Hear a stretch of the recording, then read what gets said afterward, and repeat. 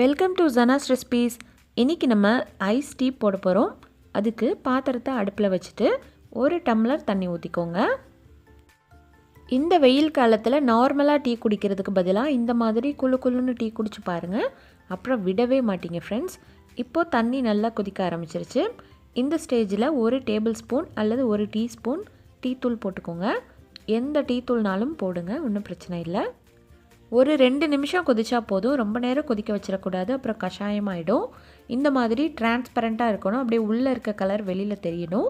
இப்போ இந்த tea ready ஆயிடுச்சு. இதை ஆஃப் பண்ணிக்கலாம். வீட்டில் இருக்கக்கூடிய ஏதாச்சும் ஒரு கிளாஸ் எடுத்துக்கோங்க. நான் செய்கிற மாதிரியே செஞ்சு பாருங்கள். 2 லெமன் ஸ்லைஸை நான் போடுறேன். 2 இஞ்சி துண்டுகளையும் போடுறேன். இது வெள்ளைப்பாகு நம்ம சேனலில் ஆல்ரெடி இருக்குது. இது பாருங்கள், காலி ஆயிடுச்சு. வெள்ளைப்பாகு 1 டேபிள் ஸ்பூன் ஃபுல்லாக நான் ஊற்றுறேன்.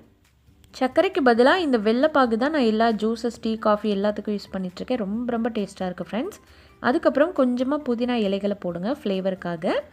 ஐஸ் கட்டியை நல்லா ஃபுல் கிளாஸ் ரொம்புற வரைக்கும் போடுங்க, நல்லா குளு குளுன்னு வேணுங்கிறதுக்காக. அப்புறம் நம்ம ரெடி பண்ணி வச்சுருக்க அந்த டீ இருக்குது இல்லையா, நம்ம பிளாக் டீ, அதை ஃபில்டர் பண்ணி இந்த கிளாஸ் ஃபுல்லாக ரொம்புற வரைக்கும் போட்டுக்கோங்க. The most refreshing tea. இதை குடிச்சிங்கன்னா உங்கள் உடம்பு ஃபுல்லாக குளு குளுன்னு ஆகிடும்.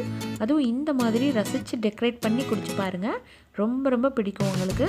இந்த வீடியோ பிடிச்சிருந்தால் லைக் பண்ணி ஷேர் பண்ணுங்கள். மறக்காமல் நம்ம சேனலை சப்ஸ்கிரைப் பண்ணுங்கள். தேங்க்யூ.